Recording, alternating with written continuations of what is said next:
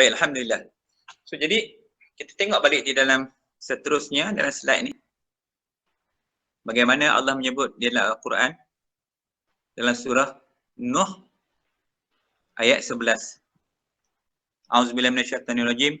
Lahu mu'aqibatum min baini yadayhi wa min khalfihi yahfazunahu min amrillah. Innallaha la yughayyiru ma biqaumin hatta yughayyiru ma bi anfusihim. Wa iza aradallah wa iza aradallah wa iza aradallahu biqaumin su'an fala maradda lahu wa ma lahum min dunihi min wali. Baik, apa yang Allah sebut dalam ayat Quran ni iaitu baginya manusia ada malaikat-malaikat yang selalu menjaganya bergiliran dari depan dan belakangnya. Mereka menjaga atas perintah Allah.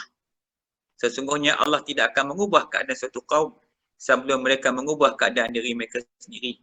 Dan apabila Allah menghendaki keburukan terhadap suatu kaum, maka tak dapat. Maka tak ada yang dapat menolaknya dan tidak ada pelindung bagi mereka selain dia. Jadi manusia ni, kalau kita lihat, apa yang Allah jaga? Allah bagi malaikat-malaikat yang menjaga. Malaikat menjaga kita dari depan dan belakang. Malaikat jaga kita. Kalau ikut kita, banyak benda dah.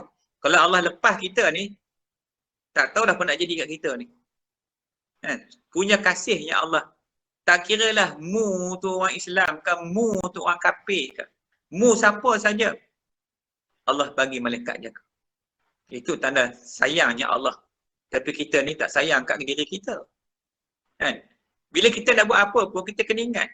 Bukan kita seorang. Malaikat ada bersama kita. Dikatakan bahawasanya ada 500 malaikat yang menjaga kita. Yang menjaga mata kita. Fi kulli lamhatin. Setiap kerelipan mata kita. Malaikat duk jaga tu. Wa nafasin. Setiap nafas yang keluar masuk. Malaikat jaga kita. Darah yang berjalan. Malaikat jaga. Degupan jantung yang berdegup tu. Yang setiap degupan tu malaikat jaga. Setiap nadi yang bergerak tu. 1 saat 60 kali contohnya. Segala yang nadi. Dia ada 10 tempat nadi tu. Dia panggil nadi 10. Dia ada segala urat, segala tulang, segala daging, segala darah, segala sendi, segala kulit, segala bulu, segala roma, segala ain. Tu, nadi kita tu. Nadi itu dijaga oleh para malaikat. Nadi yang denyutan dalam badan dijaga oleh malaikat. Cuma kita ni Allah bagi apa kita jaga? Lidah. So kita jaga. Mata kita jaga sendiri. Tu hal lain semua malaikat jaga.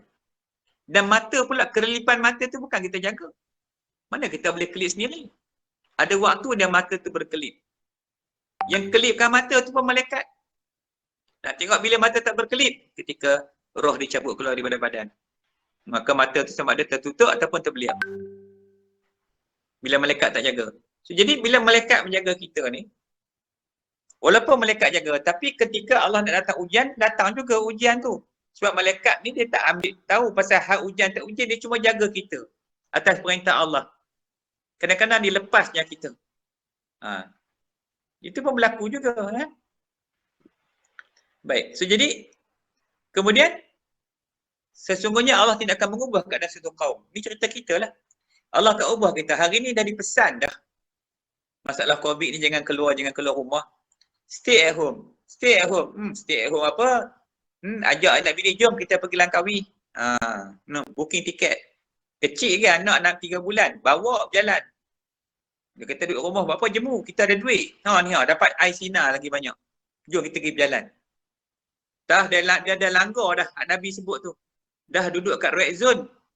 Duduk dekat Kuala Lumpur. Duduk dekat Cyberjaya. Dekat Putrajaya. Tempat merah semua. Duduk dekat Ceras. Tempat merah semua tu. Duduk kat Kelang. Tempat merah. Red zone dah tu. Dah duduk dalam kawasan wabak. Lari habis. Tadi pun saya tengok kat highway tu, datang kat Kuala Kangsar ni kereta plate W berlambak. Plate D pun ada. Punya banyak orang buka lari habis. Nak lari tempat yang tak tahulah lari tu bawa COVID sekali ke, kita tak tahulah.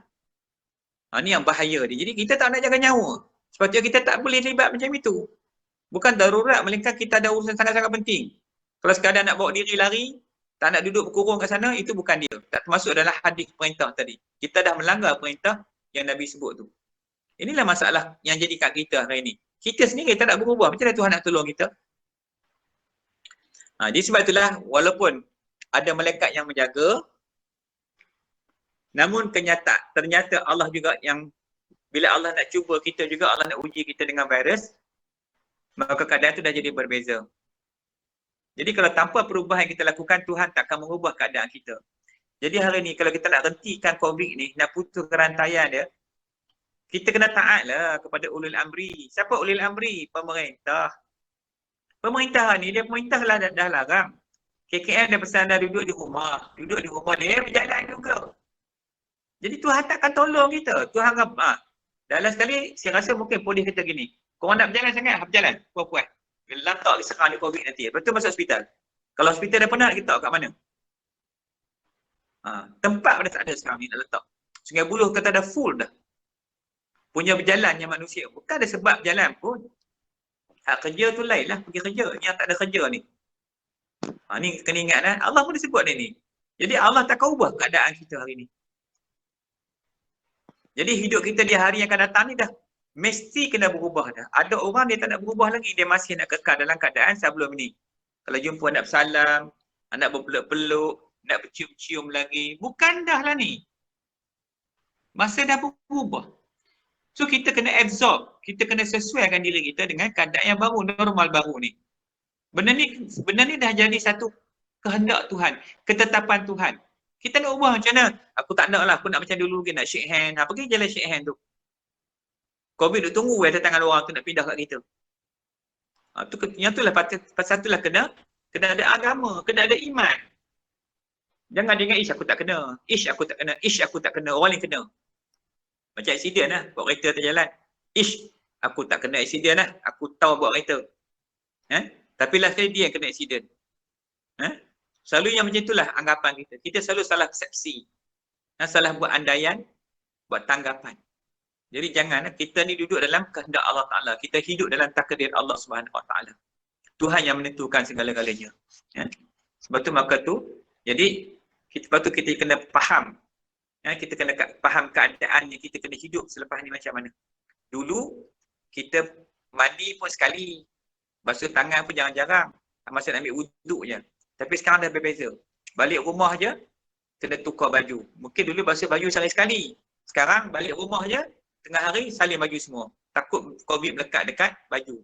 Kemudian nak keluar petang sekarang pula, pakai baju lain pula. Tak boleh pakai baju tu dah. Ini dah jadi normal baru sekarang ni. Dulu kita tak ambil kisah sangat tentang kebersihan, kesucian. Tapi sekarang ni, kita kena lebih berhati-hati lagi. Sebab tu dalam kereta ada spray, itulah spray, inilah sabun, air sabun, ke apa, ke bawa je. Basuh tangan apa semua tu. Macam mana nak buat? Kita dah hidup dalam keadaan macam ni. Jadi, mesti ada yang tidak boleh berubah, iaitu tetapi ada yang tak berubah. Apa dia? Itu iman dan Islam kita. Yang ni tak berubah.